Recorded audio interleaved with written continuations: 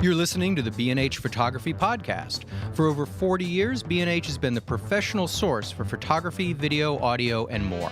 For your favorite gear, news, and reviews, visit us at bnh.com or download the B&H app to your iPhone or Android device. Now here's your host, Alan Weitz. Welcome to the B&H Photography Podcast. Today, John Harris and I will be speaking with two truly interesting street photographers, Gus Powell and Amy Touchette, on the topic of collaborating with chance, i.e., the role that luck, chance, and happenstance play in street photography and photography in general. If you've wandered the streets with a camera, you already understand the dynamics that go into the process. You have to be alert, and you have to be in the moment because a moment is often all you have. Before we proceed with today's show, a reminder to tweet us at BHPhotoVideo with hashtag BHPhotoPodcast and rate us on iTunes. We love doing the show, and your feedback helps us to make it that much better. Back to the show. Gus Powell is a street photographer and the author of two wonderful photo books, The Lonely Ones and The Company of Strangers. He's also a member of In Public and a teacher at the Graduate School of the School of Visual Arts, which I am an alumnus of.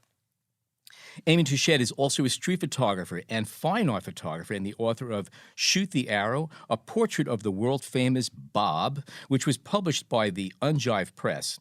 Amy also writes an ongoing series of articles about street photography for the tutorial website Envato Tuts Plus, which I enjoy reading, by the way. Welcome to both of you. Let's start off with you, Amy. Tell us about your work, how you got started.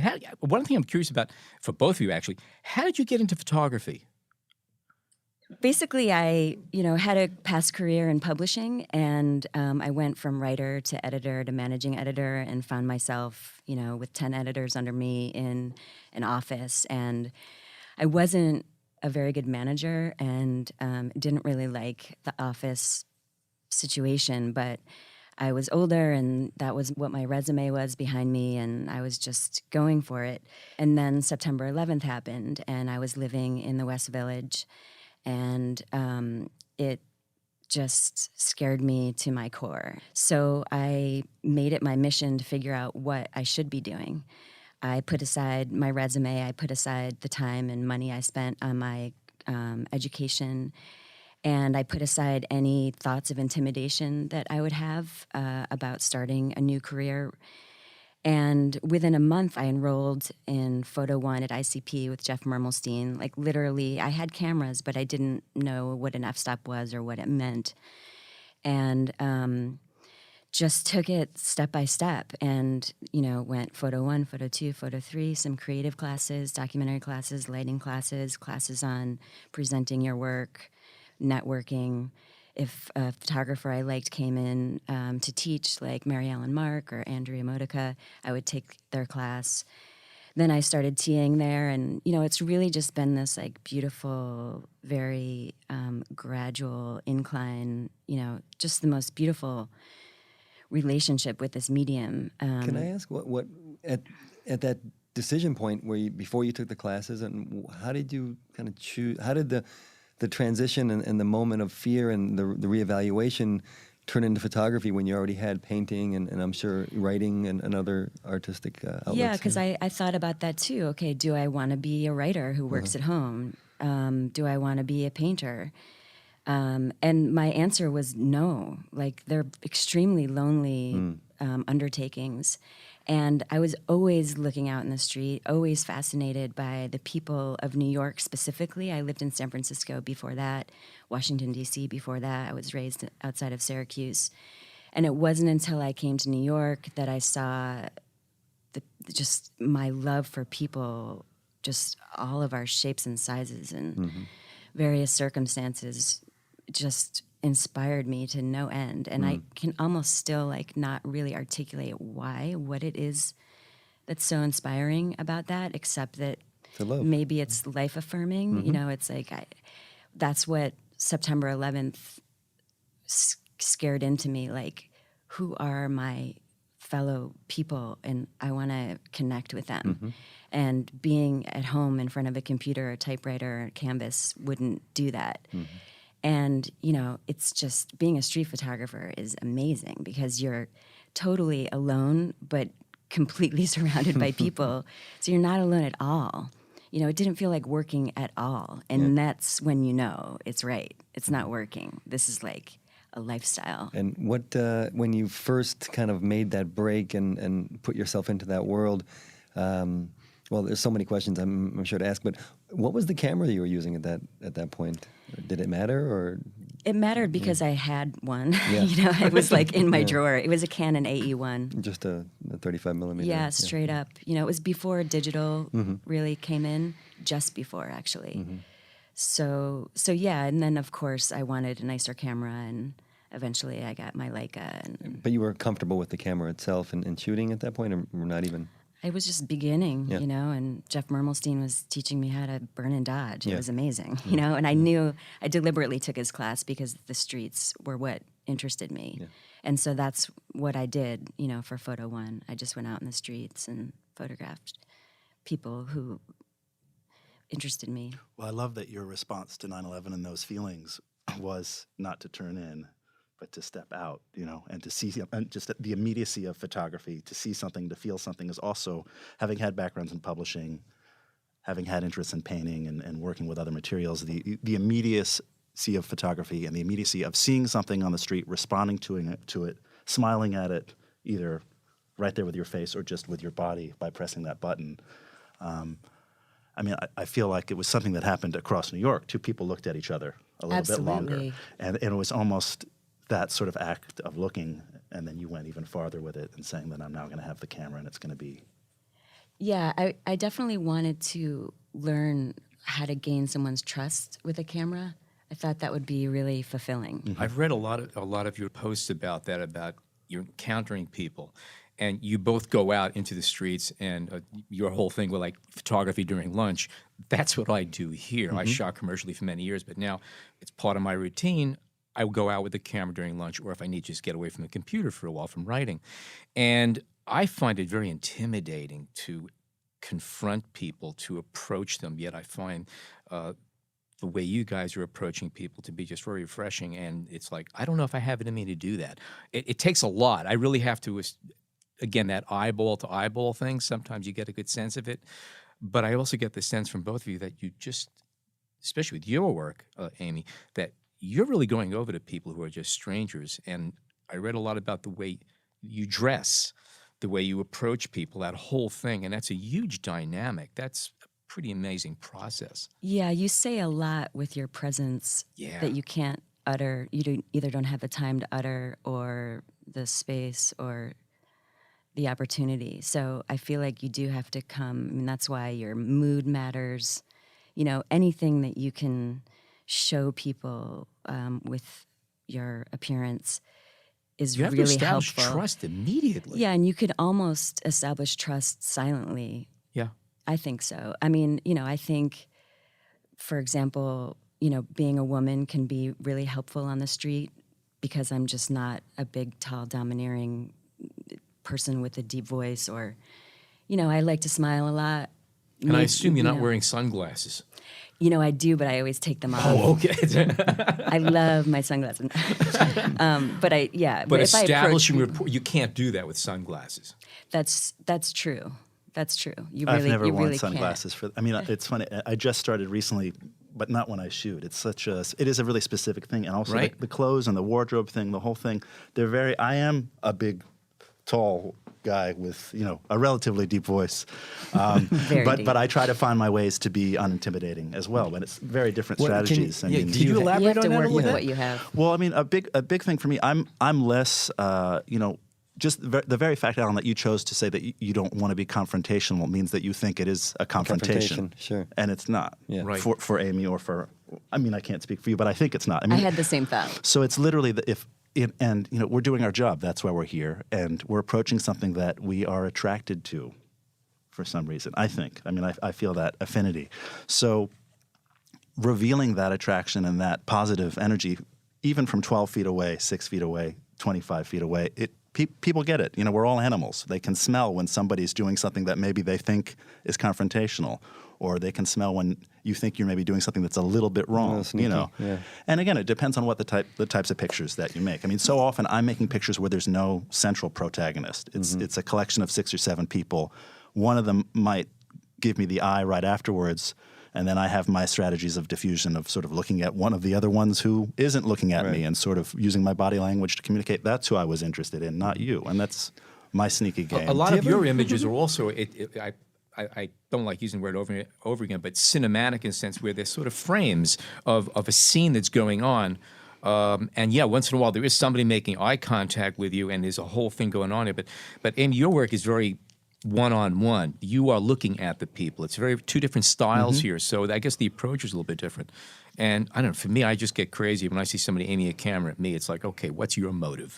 But that's because I was a photographer for so long. So. You're suspicious. A couple things. You'd mentioned it's our job. Do you feel it's your job, or do you feel it's your passion, your love? I mean, sometimes it is a job. I use that word like in too big a way. I mean, it's just who I am. It's what I do. It's what you are. I mean, so to say it's my job, and that comes actually from a time when I went to a talk that Thomas Roma gave, and there was a younger photographer who was pretty much asking the question that is always asked, like, how do you do this? How do you go up to these people and make these pictures, and how do you get so close? And he, and Tom Roma's great. Just, it's my job. It's my job. Yeah. That's why I do it. Don't you do your job? Yeah.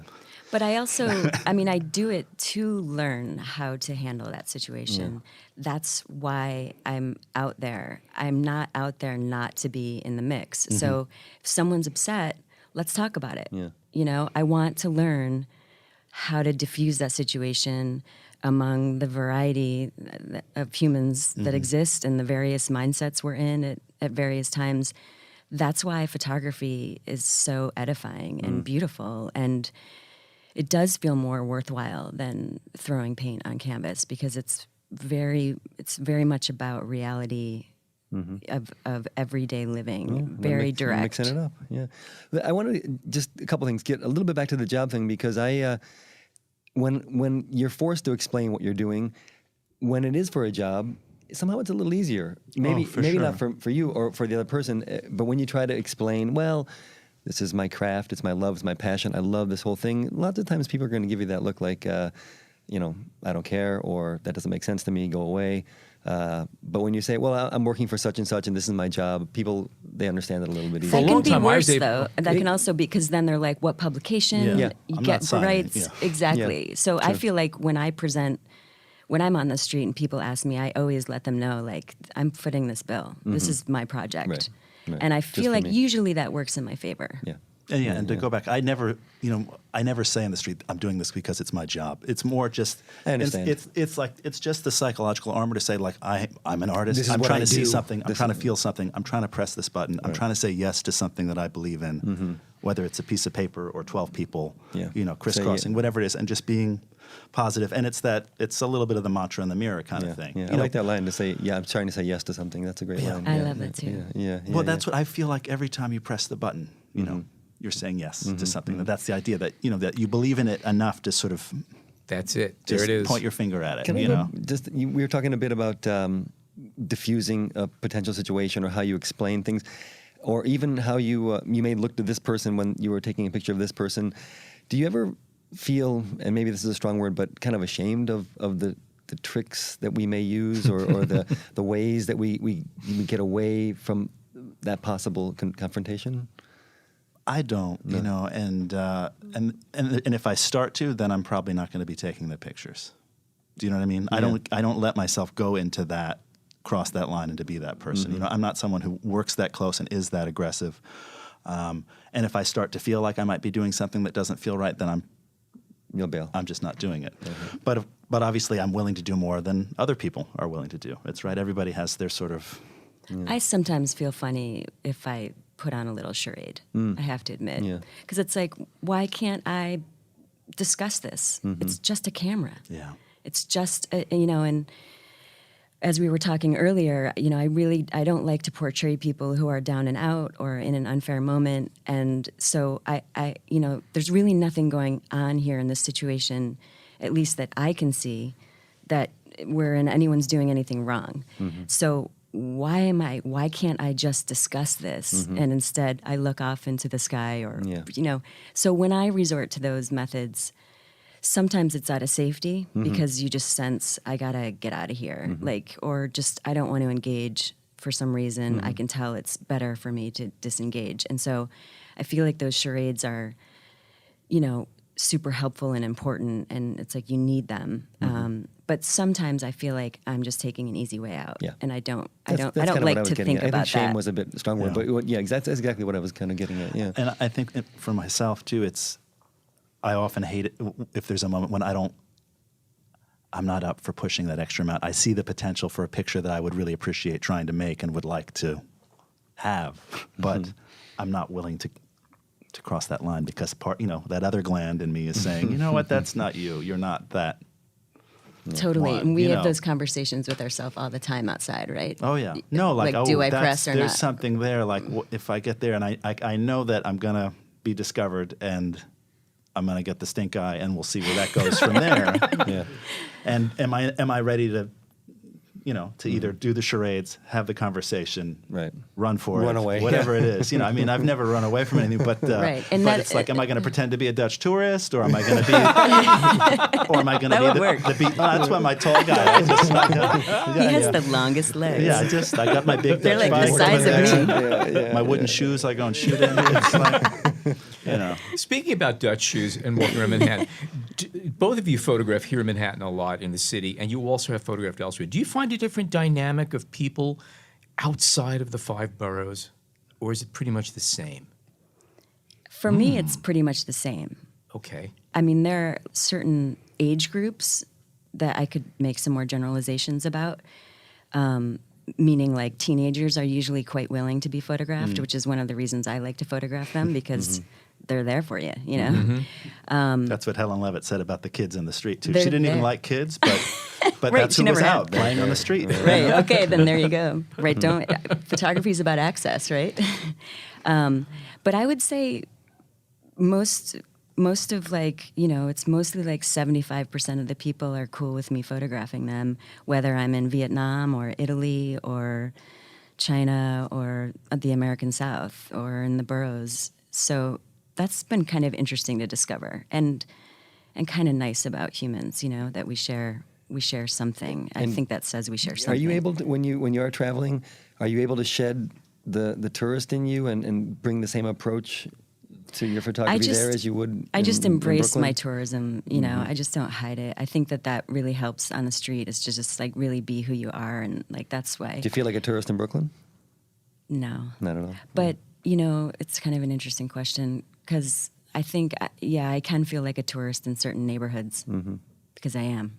I mean, I'm not, but I can feel like a tourist around the corner from where I live sometimes too. I get your point. Yes, I do. Yes, I do. There's a lot of different cultures in Brooklyn alone that you go Absolutely. from. You walk 3 blocks, it's a whole other planet, so it has to be a little bit of a difference. Yeah, but I guess I get used to that feeling. Like I'm usually someplace I don't belong. So and that's what's why so we're photographers awesome about it. and why We want to go there. The work is so interesting. I mean, I definitely embrace being a tourist everywhere I am, whether it's my block or even in my own home at times. You put on your wooden shoes. Yeah, whatever it is. Like, who are these 3 women I live with? It's like, there's 2 small ones and that. Anyway, but so there's that thing of approaching the world like it's just right there and trying to make sense of it and seeing it. Recently, I've had this kind of obsession that I feel like part of what I'm interested in is the plasma of life. So and that's even sort of my justification or how I work sometimes. I took a picture of 8 people. Like, one of them might turn to me and say, "Did you take my picture?" I took your picture, but I really took a picture of all of this. It wasn't about you. Right. If I wanted a picture of you looking at me, I would come up to you and ask you, but I'm not interested in that. I'm interested in the space between you, And then again, this is when I say sometimes I go Dutch tourist. This is more like beatnik, like you're here and I'm here, and it's like our time and our space. And, that's beautiful, Gus. well, sometimes they think it's beautiful, and then sometimes they just walk away like that's great. Right, that's a good tactic. I'm too old now to like pretend I'm an art student, and whatever. That used to be my thing. Oh, it worked all the time. Oh, yeah, I can't do it anymore. It's a school project. Exactly. Yes. No, but then to talk about how things change in different places. In terms of just first talking about New York, Manhattan, I'm a native New Yorker, so there's another side of me that feels like the practice of street photography itself is like a local indigenous handicraft that I do, because that's like where I'm from. If I was from the Ketchkar Mountains, I would knit socks, but I'm here. So I make pictures on the street. But Manhattan is so it's always been populated by many tourists and people from so many different places that to a certain extent, from that plasma discussion, it belongs to whoever's there. I mean, that's what's exciting about New York, that there are native New Yorkers like myself, but what makes New York keep happening is new people arrive, regenerate it, contribute to it, and it keeps going. And Manhattan, for better and for worse, I think molecularly has that quality. When you start to go to other neighborhoods, I think there is more, even a place like the Upper East Side or even, the Village or, and then you get into Brooklyn and Queens and Main Street and all these other things. There are these micro-regional identities within those places that have fewer tourists in them. So I've been photographing a lot in downtown Brooklyn. There's not that many people doing what we do there. There's not that many tourists. I did a workshop and I took all these students out to Main Street and Flushing, and there was no tourists. And it was such an unusual experience to be out there making pictures. Nobody really cared, but there is this sense of really feeling like a tourist there. And also the relationship between the subjects that whether they think that you are somehow a participant observer or if you're just visiting. Well, you go downstairs to the corner with a camera, nobody's going to look at you, but you go to Flushing, Queens, or to Main Street, and you start walking around the camera, you're going to stand out. It's a totally different situation. And also the subjects will, here, nobody really cares. I mean, again, you really, anywhere in Manhattan or in so many places, it depends where you photograph, you can kind of have the veil of, I'm just looking at these things that belong to everybody. I'm here, you're here, whatever. But if you're going to another place that is a destination, it's why are you here? Yeah. What are you doing here? Why have you been here for so long on this corner? Taking all these pictures of people coming in and out of the bank, or whatever, So it's the sense of place, and I think in some ways this is maybe a difference between the two of us. I love people. I love the faces of New York. I love the people in my pictures. I love that I force them into relationships, by making these photographs. But often the baseline for me is usually that place. There's a spot that I kind of own, and I think in many ways for you it starts with the person. A human being, and then it's making it work in a space. What about gear? Do either one of you find certain cameras more transparent for what you're trying to do? I know you work with a phone and a Rolleiflex, and I've read discussion with you with film or digital, and you have digital with you today. Which cameras work better for your styles? Which ones are more, I like to say, more transparent between you and what you're doing? I don't think I could express it in those terms, but I could say that I really like candid street photography, and my iPhone is just the perfect piece of equipment to achieve that. But I also really appreciate having a conversation with someone, a stranger, and making a portrait with them, sort of collaborating in that way. And so that's why I take my Rolleiflex along. And, I really think the Rolleiflex sets an atmosphere for that just by having it around my neck. I first of all get a lot of people as I walk around the street will just comment on my camera, which I view as an invitation to make their portrait. Absolutely. So I'm always let's talk, and those, I like both of those experiences very much, being, very direct, one-on-one, having these conversations. I'm a photographer, I make portraits of people on the street, can I take your picture? And then there are all the moments that are just so beautiful that belong in the candid genre that, you just have to get. And I just don't think the Rolleiflex can do that. And also, there are some communities that are notoriously camera shy. And if it weren't for my iPhone, the beautiful older Polish population in Greenpoint are very camera shy, and I know that because I've asked them for their portraits, and they say no each time.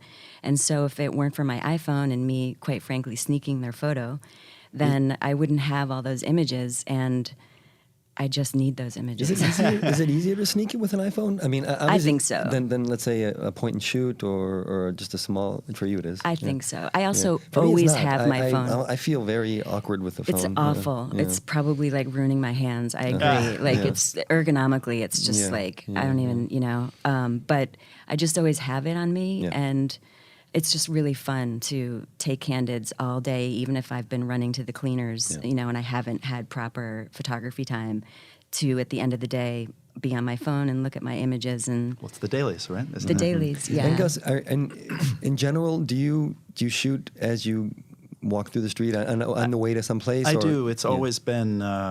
I've never been a capital P project type person. Like I'm going to go out and focus on Fifth Avenue between this and that, or I'm going to go to this. It's always been to a fault in some ways, very passive. So it's like the whole body of lunch pictures, that all was, the location of that was completely determined by where my job was and where I lived and where I was running errands. And there was no other guiding principle other than that, and that I wanted to make the most of whatever presented itself in the pockets of time that were available to me.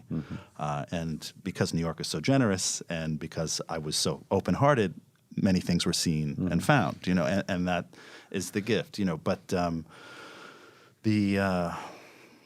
what was the original? It was, do I go? It was more about, do you incorporate it into your day-to-day? Oh, yeah. So it's, the camera's always there with me. A lot of days it's just, putting on miles, but,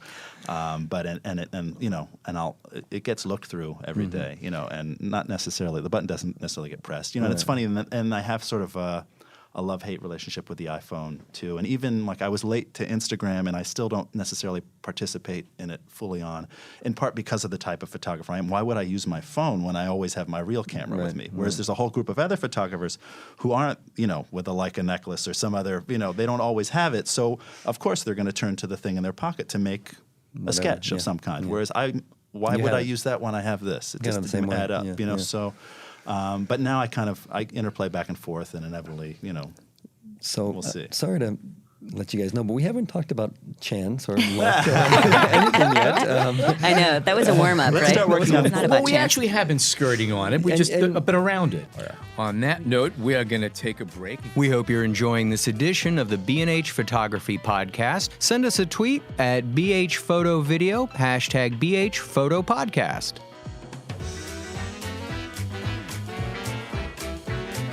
How about this? Because you talked about your lunch trips, and it was based on the fact of where you worked, and that's kind of lucky, I guess.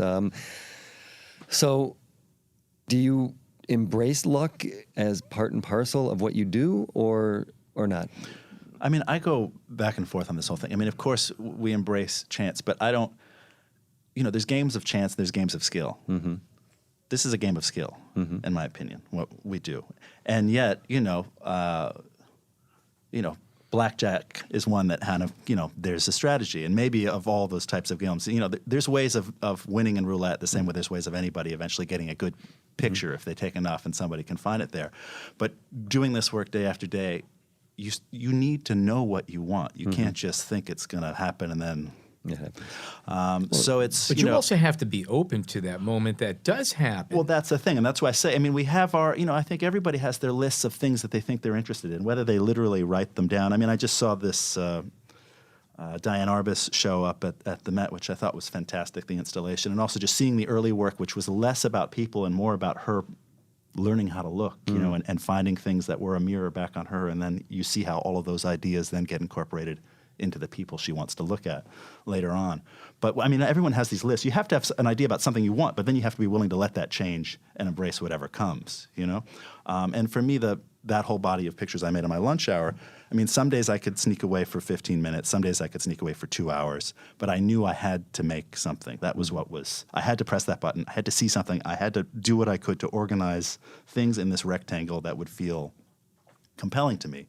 So sometimes I've talked about it as it sort of made me lower my expectation level, and it made me elevate my sensitivity so that less and less of an event could be something that was significant, something that I was willing to say yes to, something that could turn me on, excite me, make me feel creative and alive. And that's where some of that chance comes in. Like, how little does it take for you to say yes, And here's the gift of seeing this, they're moving a window over there, and now the light's reflecting and giving you this pull here, and there's a blue wall, and wouldn't it be beautiful if somebody walked by in yellow, and then you look left and you look right, and then the yellow person arrives, and then somebody else comes in. It's interesting again, and the city just sort of keeps reinventing itself, and sort of it endlessly hits refresh, these corners, especially these busy corners in Midtown. So, and being open to whatever's there. So I'm a believer, I believe in chance and I participate in it, but I always say that I make pictures, I don't take pictures. I'm not picking up, I got lucky and I found a nickel on the street. That's not the case. I agree. I think it's so much about being open to this thing that we're calling chance, which I think isn't the perfect word for what we're talking about. Deanne Arbus, this is like one of my favorite quotes of hers and about photography in general, talks about photography as being a condition of being on the brink of conversion to anything. And I think that's the best way to put it. Photography makes you be present. It makes you be open to what might happen next, because after all, I mean, photography stops time in a way that we don't experience because it just incessantly unravels. So we are trusting in the future moment, saying, all right, I'm gonna take a leap of faith and think that this next 125th of a second is gonna be special. So it's a hopeful exercise.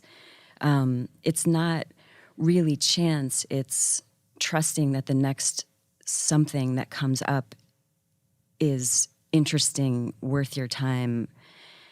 I don't know, because it's like the person in the yellow dress coming through, it might end up being a man in a red suit.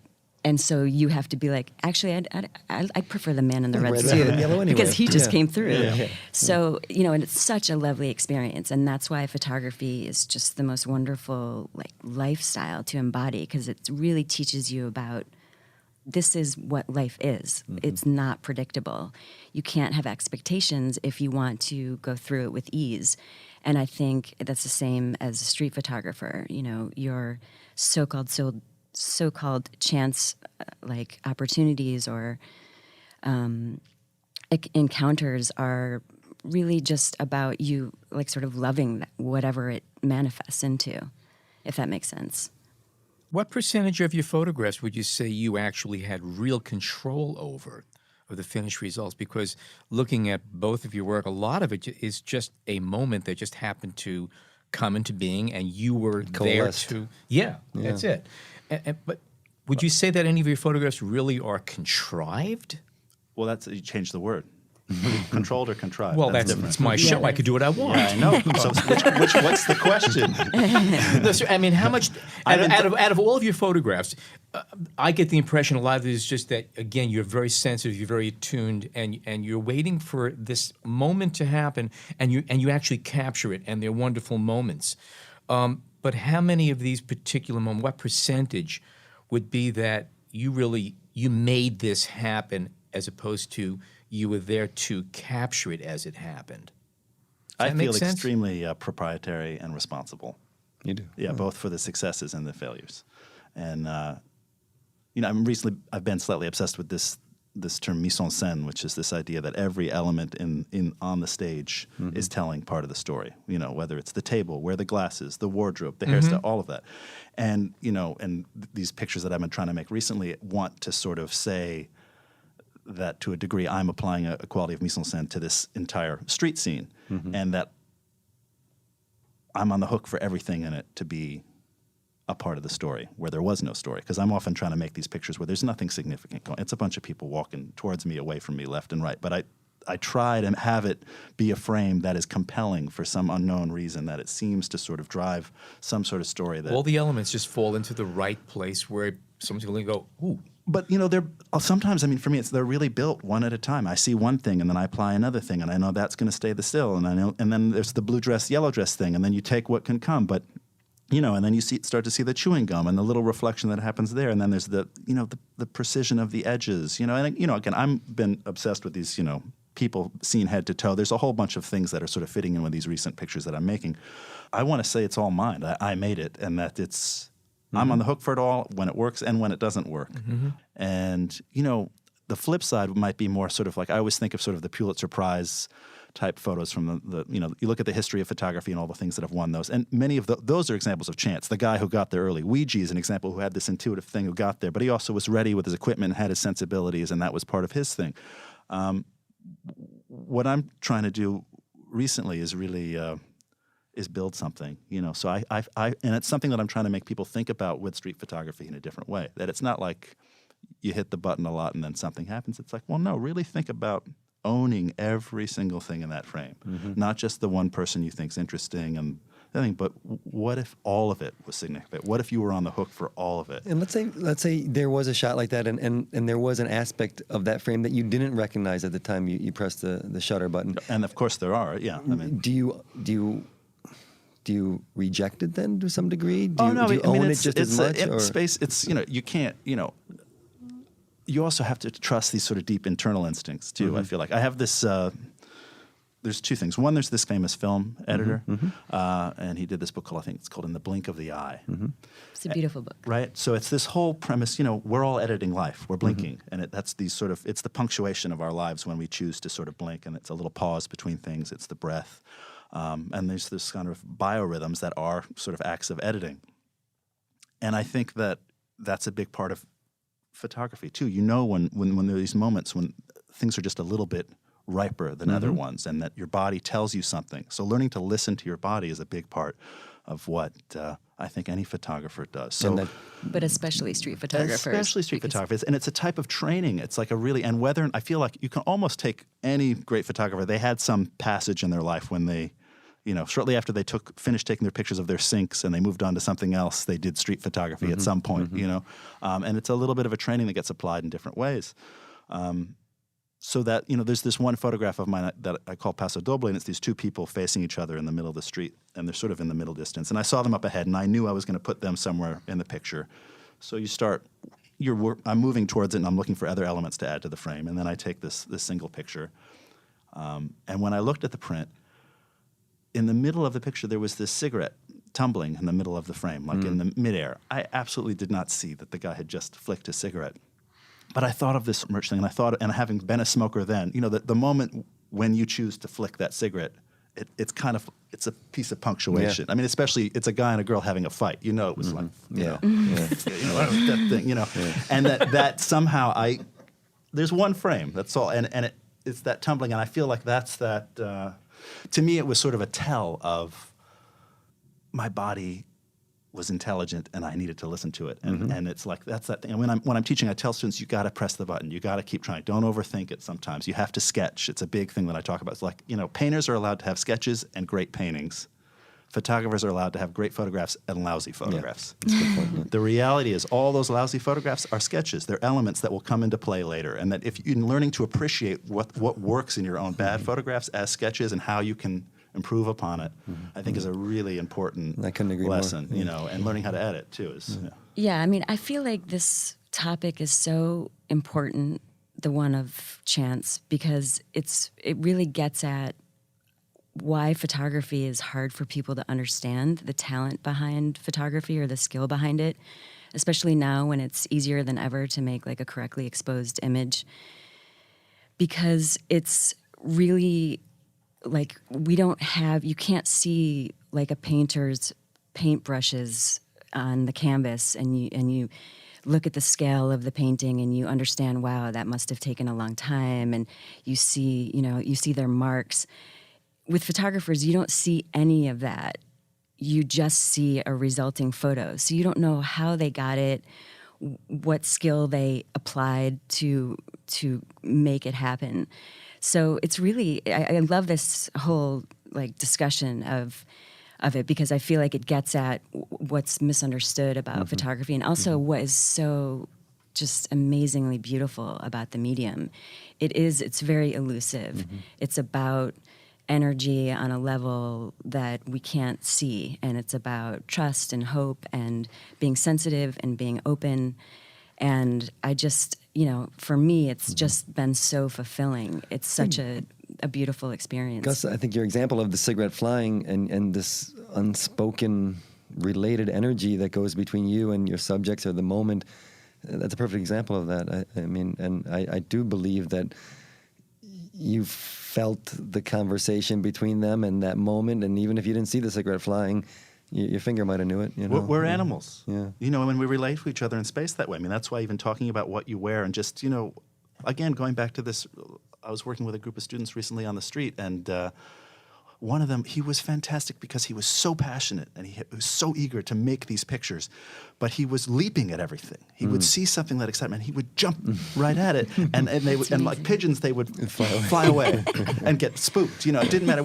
But what was so beautiful is you could just tell it was that he just, his heart just wants these things so bad, and it was like the biggest thing was telling him, just walk to the girl, don't run, like just it's not going to go away as quickly as you think, you know. But that And what a beautiful life experience, right? It teaches you how to live, honestly. absolutely, yeah. Don't just go pick all the flowers. Like, go up and smell them first, and then pick one. You know, It's so beautiful. Let her come to you.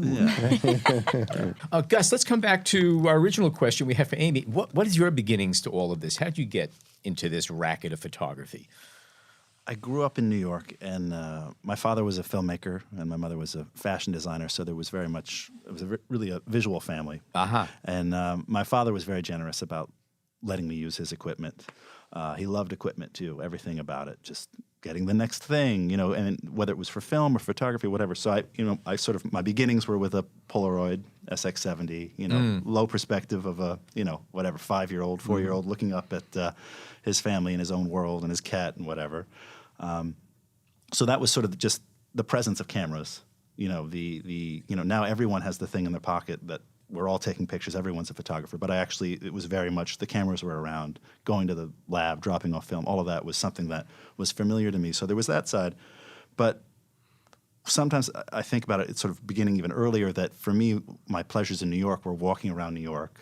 And I remember being a kid walking around with my mother and this sort of taking pleasure in the city and just pointing at things and talking about what was interesting.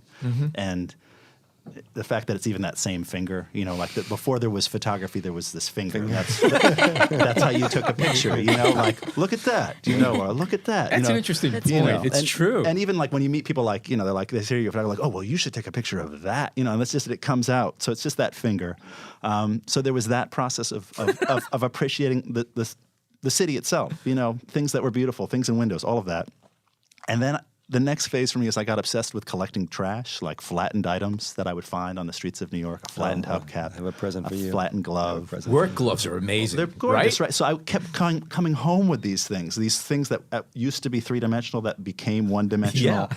And I had a 3-drawer dresser, and the top drawer was all hats, and the middle drawer was clothes, and the bottom was all of this, my archive, you know. And my mother was very kind, you know, and encouraging, but at a certain point to me, she said, you know, it's great to collect, but you need to now learn how to become a curator. I mean, again, like real New York, you know, what an experience. Like only in New York would your mother tell like the 8-year-old that he's got to become a curator. but I kind of understood because we would, you know, I thought the Metropolitan Museum was my weekend home. We would go there every week. I got the idea like, okay, you don't need to keep all these gloves. Keep the best ones. You acquire a new one. Like update the collection. Deaccession. Right.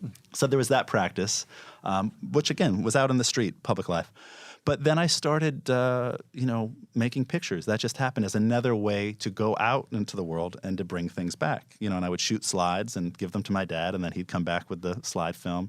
And so that was sort of this next version of pointing a finger, collecting objects, bringing them home, and it was more efficient. And slowly I started taking pictures of people too. I didn't know what I was doing. I didn't know about street photography. I didn't know that there was this.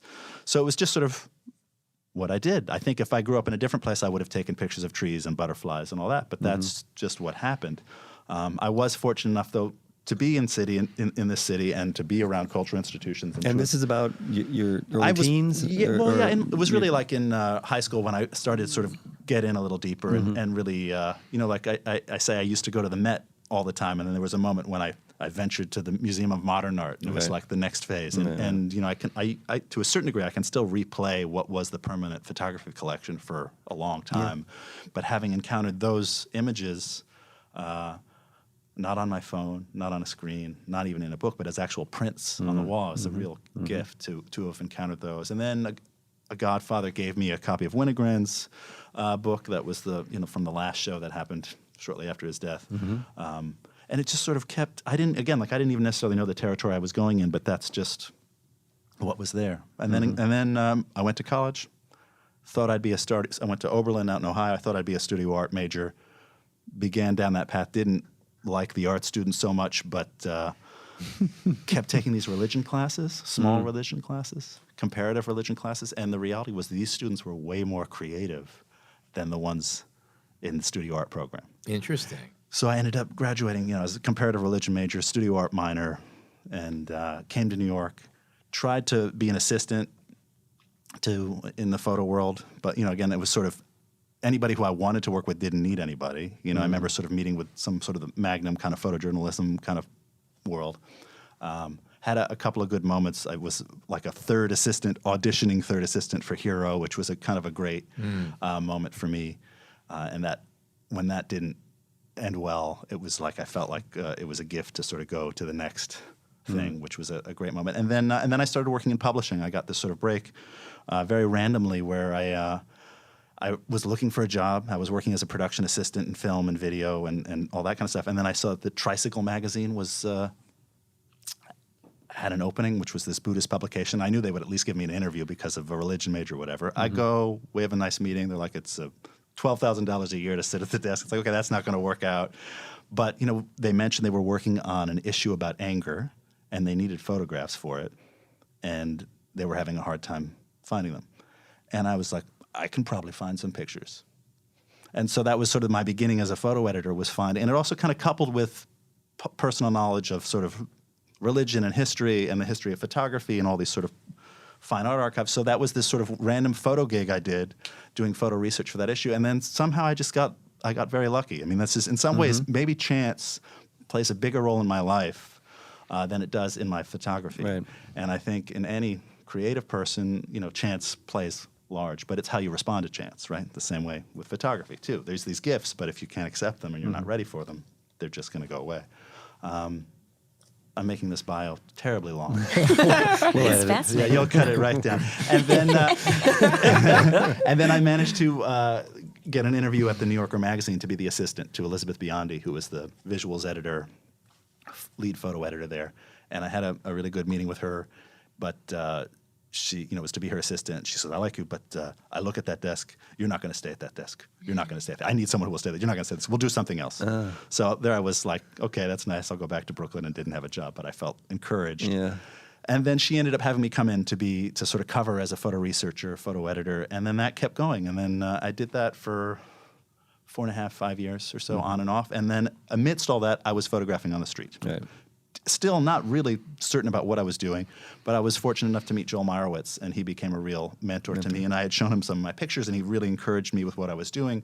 And there was a real mentorship and a friendship there. That's wonderful. And then also amidst that, this Frank O'Hara book arrived in my mailbox, which was this book of poems of this New York poet that he had written on his lunch hour, more or less in the same neighborhood in the 50s. And that became this totem and license for me to sort of, there's enough to work with just around here on my lunch hour, on the way to work, to feel something, see something, and make a body of work. And then also being encouraged by Joel Meyerowitz and others by just the nature of the pictures I was making. It sort of kept me going. And then I had a steady job. That was really amazing, too. And that was, working at the New Yorker was really my grad school. I didn't go to grad school, but that was absolutely like my grad school. The things I got to read and who I worked with and the peers I still have from that experience. And is it fair to say that association with Meyerowitz and other encouragement toward artistic street photography maybe kept you away from looking at other aspects of photography, or were you not even interested really? No, I mean,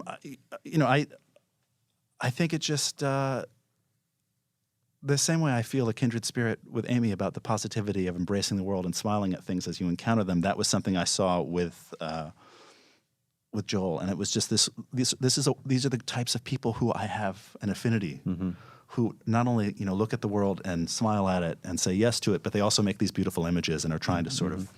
But was there ever a moment where you were trying to decide, well, am I going to become a photojournalist, or am I going to work in straight art photography or documentary? Yeah, like today. I'm still trying to figure that out. Okay. I mean, but no, I mean, again, you explore everything. You know that I knew I wanted to make these types of pictures, and then I tried to find ways to make a living doing it. And I stayed in that publishing scene for a while doing editing and all that. And then I was lucky enough to have other mentors. There was a wonderful photographer named Peter Cunningham, and I would collaborate with him on some more commercial projects, doing these elaborate slideshows that were also very poetic and personal, but they had a commercial quality that made it possible to leave the magazine and go out on my own.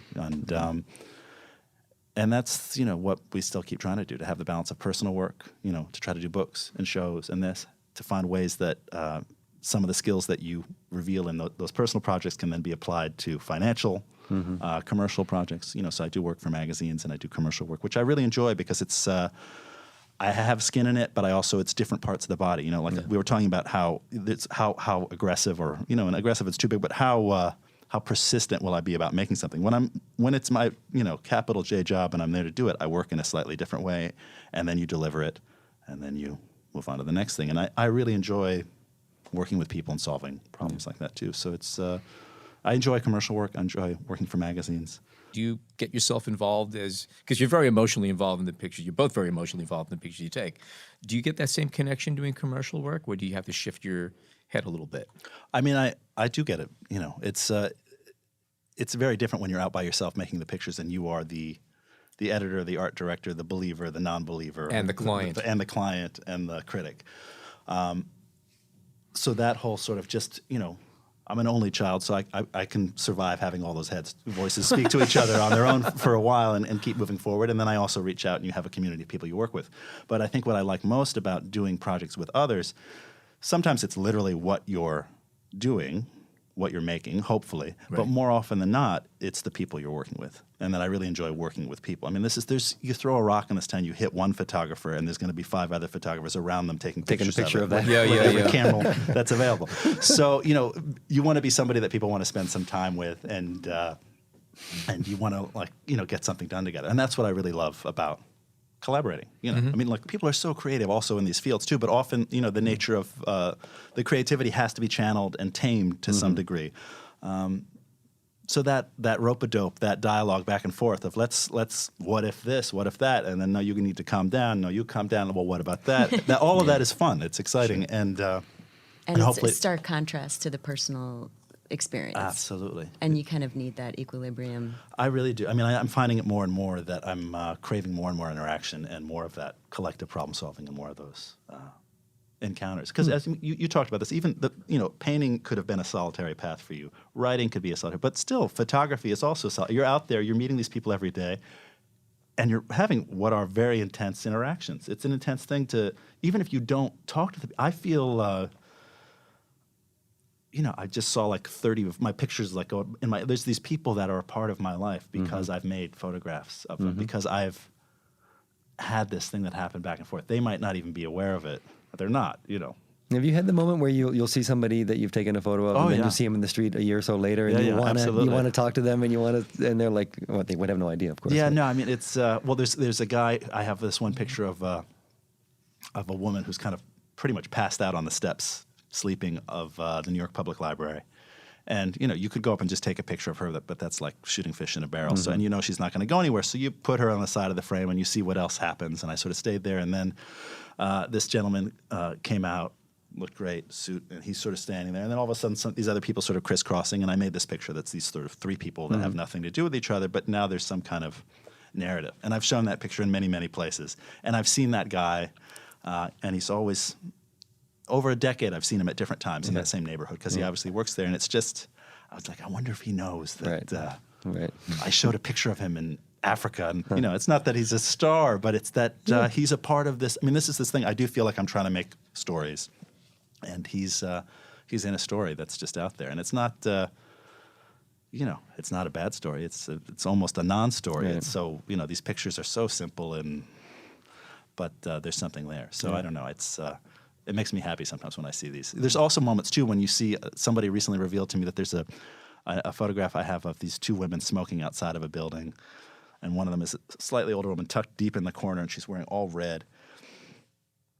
And then one of Paul Graham's recent books, he had that same corner, and she's there, across the street, That's amazing. smoking in the same spot, That's amazing. wearing red. Right. But it's 9 years later. Again, all of us who go out all the time, there's certain people that we all there's these magical days. There's always I feel like there's an opening day of the season when the weather finally gets warm too, and everybody's just kind of like this year it was a Tuesday. I remember it and I remember texting the other friends are you out? Wow. Where are you? 14th or 34th, and then you kind of see each other and you look out at the city and it's it's all for us. Yeah. It's all just happening, and you kind of even maybe you'll talk to somebody else who's shooting, but you can see the way they're holding their camera that they're participating. In the world, and you think that you're in New York street photography world, how did we get a ticket to this? And also there's been this very much a shift too. I feel like 10 years ago the word street photography meant one thing and was known by X amount of people. Now it's known by so many Everybody. more people, but it means something very different. What does it mean? We were talking about this a little earlier. What is it? My feeling, if I take it at its sort of like the most squashed, compressed, common level, it actually has a lot more to do with street fashion. It's a vertical picture of somebody who looks interesting on the street. And I even sense sometimes that if I'm walking down the street with my camera and there's somebody who looks kind of interesting, they think I might be approaching them to take a picture because that's the dialogue that happens. And even when I'll tell, but that's there's this kind of it's often it has a lot to do with sort of the street portrait of somebody who's an interesting character, and that's not necessarily what it's. It's a flawed term too. It's like street. They don't. It's like. I do water photography. So, Amy, and this is, again, trying to get back to the theme of the show to some degree. When you're shooting with your Rolleiflex and you have a limited amount of frames before you need to change, and I'm assuming you approach each shutter release a little differently. Well, can you talk a little bit about that? I mean, will you shoot a handful of shots of somebody or a group of people, or do you just want to get to one? I just take two. Two. I usually let them take the first image to pose themselves. Right. And then if I want something different, then I'll give them direction for that. And that will be my second frame. And then as a rule, I just always let them go. And that's really worked because it's a very intentional process. And so I often will get it in those two frames. And yes, there are only 12 frames on my roll, so that's six subjects right there. And it's money and it's, but it really helps actually to not have this exorbitant amount of outtakes to look at. It's just, and the quality that I get in return is so much higher than, say, on my iPhone, where I shoot willy-nilly because I can. And because that's part of what's so lovely about the iPhone is to have that freedom.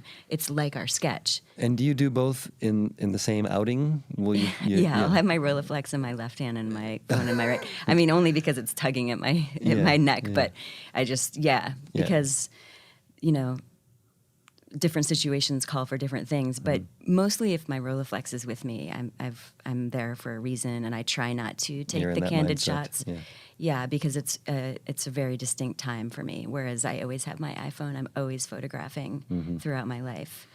So, but one thing I wanted to say about this notion of chance is that something that I focus on a lot, and the main reason I became a photographer was to get a better understanding of life.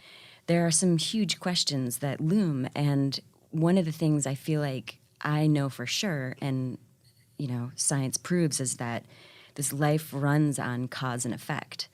And when I really take that notion and apply it on even the most minuscule level, I can use that to increase my so-called chances of getting a better photograph or luck, because you can embody what you're looking for, even if you're not it yet. It's not quite faking it until you make it, but you can put out that call in your own way. And I think that sort of understanding can help you as a street photographer not just be sensitive and open to the next thing that's going to happen, but actually call for it. Yeah.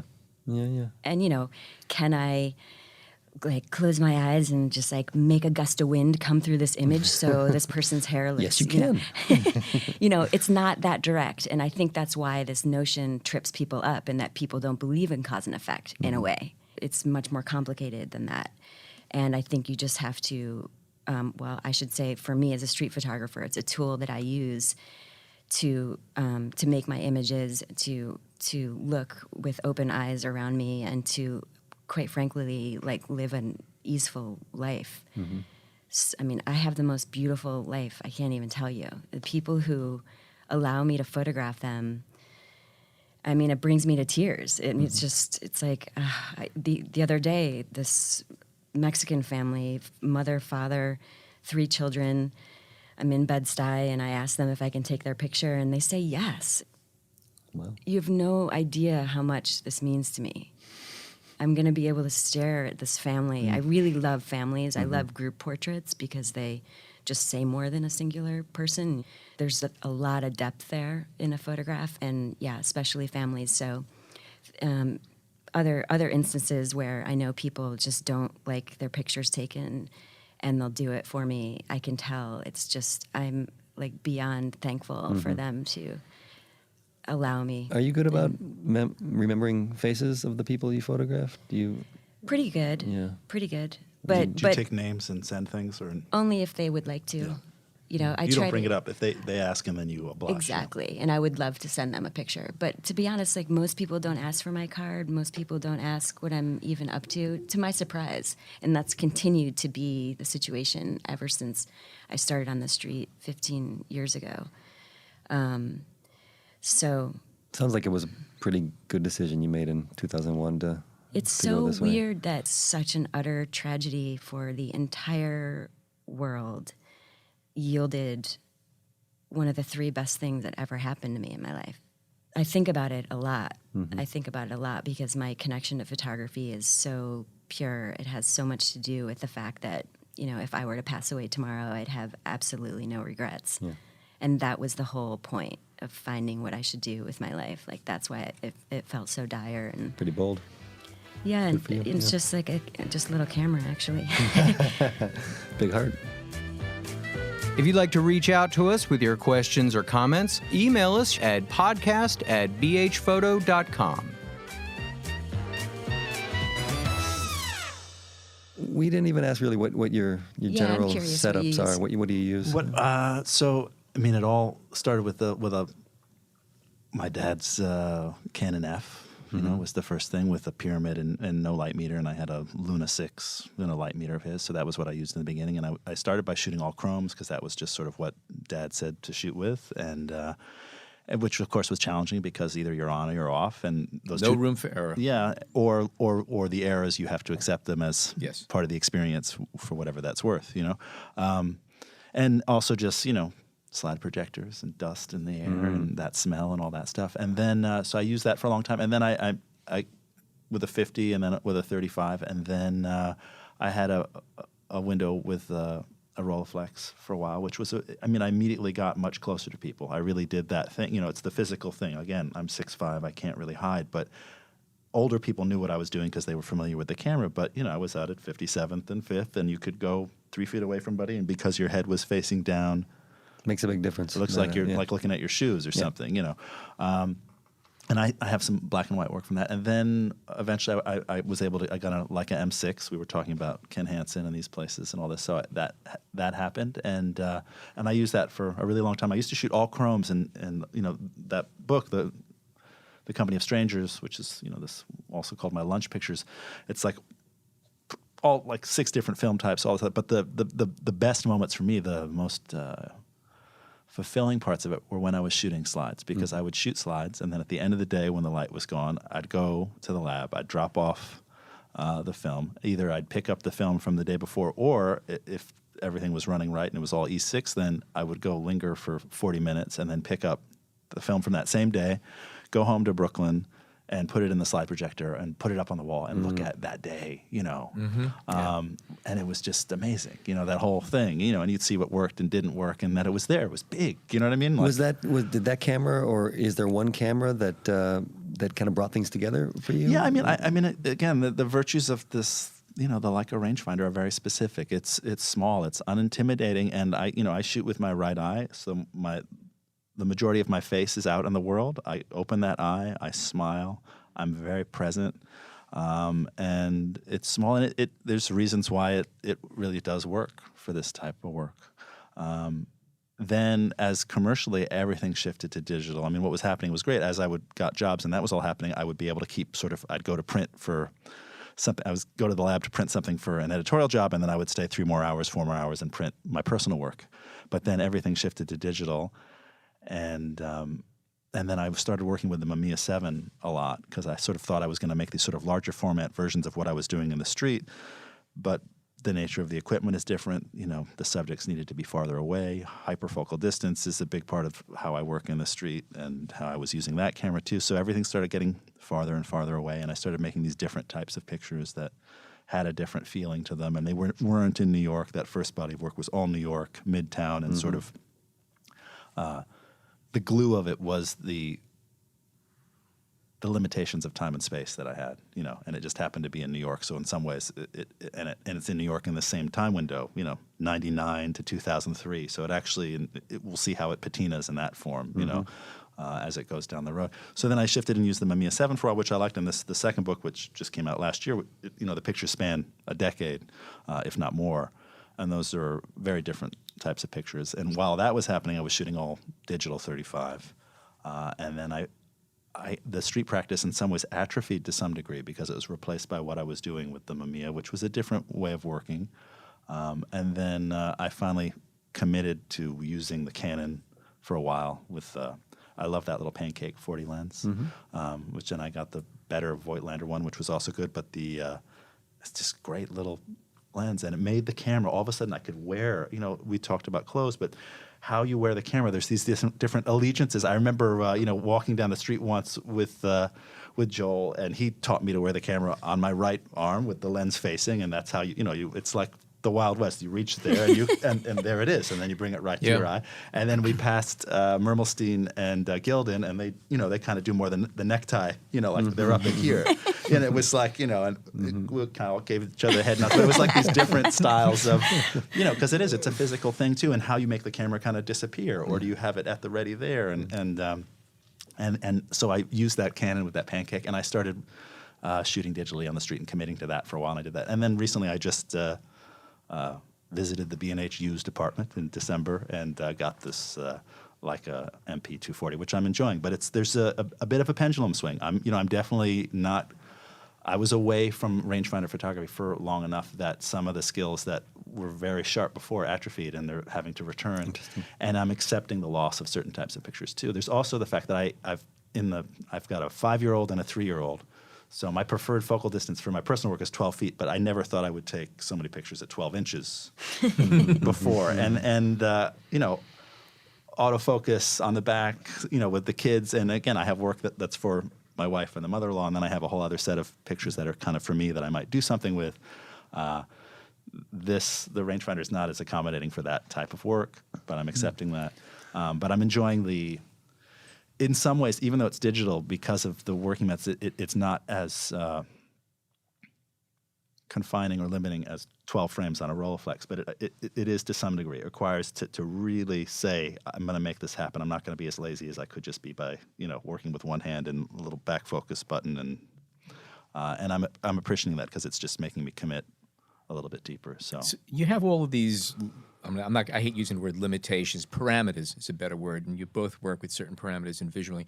And we talk about capturing a moment, and sometimes that moment is a fraction of a second. And then you have the limitations of the lens, what it sees, what it doesn't see. Are either one of you opposed to cropping pictures? Because sometimes I happen to be big on that, and sometimes, again, I go out like you guys do, and I'll grab pictures, and I see something and I grab it, but obviously the lens might have been too wide or something was off-center because it happened so quickly. And I'll go in and I'll crop it to get it the way I want it to be. What's your take on that? Some people, look at me like Satan when I use that crop word. I crop with my iPhone because that's what it offers. I don't crop with my film photography. I think that's just an old habit. And obviously I can crop that after I scan the negative, and in Photoshop I can crop it. But I don't. I stay really true to the limitation, or the frame. But with my iPhone, that's what makes it so fun. It's going in there and making it the picture you wanted to make. Amy, when you go out the Rolleiflex, do you take more than one roll of film, or is there just? Oh yeah, do you give yourself I make a hard sure I thing? have plenty. Okay. I always bring more. Okay. Do you ever reject a photo if you like a photo because it wasn't the photo you thought it was going to be? No, that's like the whole art of photography, in my opinion. After making the photo, is having the open mind as an editor to choose the one that really worked instead of the one that you were going for. The one that you thought would work, yeah. Yeah, and that's why being an editor of your own work is so important. And that's also difficult. why, and Very super difficult. difficult. The hardest part, But it's yeah. the same notion of being open. Like this is why this medium is just phenomenal, because it's about openness. At least street photography is, because it's so much about harnessing reality, if that's the right word. I completely agree with you, and I feel like the days that have been the best days of editing for me are when I'm able to approach my contact sheets as if they were the street themselves. You know what I mean? Rather than looking at them as these failed or approximated, incarnations of things that I thought was happening. But I'll have these little windows when I just see it as this thing there, and I'm open-hearted again. And because you don't know. I mean, I used to have this thing where when very much pre-digitally, when I would go out and shoot at the end of the day, in my notebook, I would draw these little rectangles of the pictures I remembered taking that I thought were significant, And then you'd get the film back, and then every once in a while there it was. It was kind of great, And then, But mostly it wasn't. Mostly, if not Right? always, it wasn't. And Right. also, it's the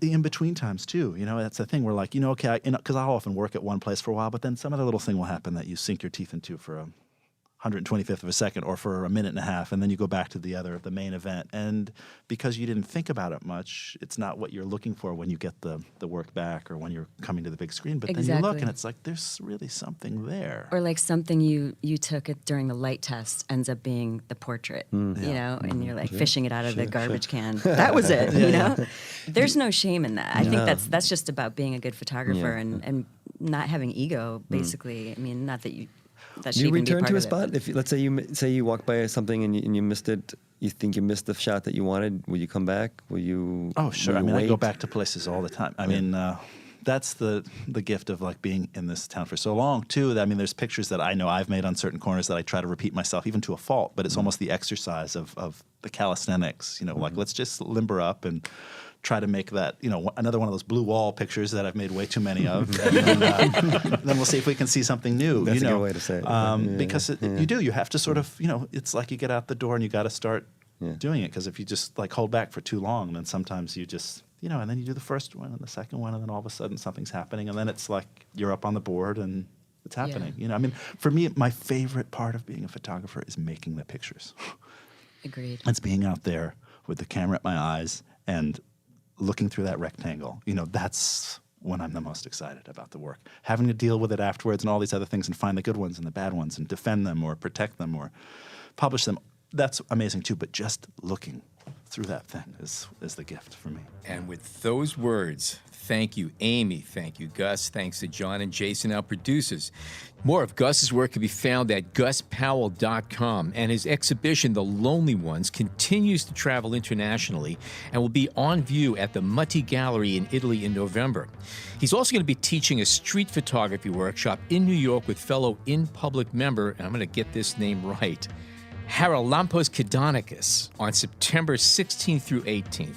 You can learn more about this and register for it at inpublic.com/street-photography-workshops. More of Amy's work can be found at amytouchette.com, and look for her street photography in an upcoming issue of Painted Bright Quarterly from Drexel University. She's also having a 2017 exhibition of her street dailies at Cal Poly San Luis Obispo. And needless to say, more from both of these wonderful photographers can be found on Instagram. Take a moment and give us your opinions on Twitter at BHPhotoVideo with the hashtag BHPhotoPodcast. And please rate and leave a review on iTunes. As usual, thank you so much for joining us today.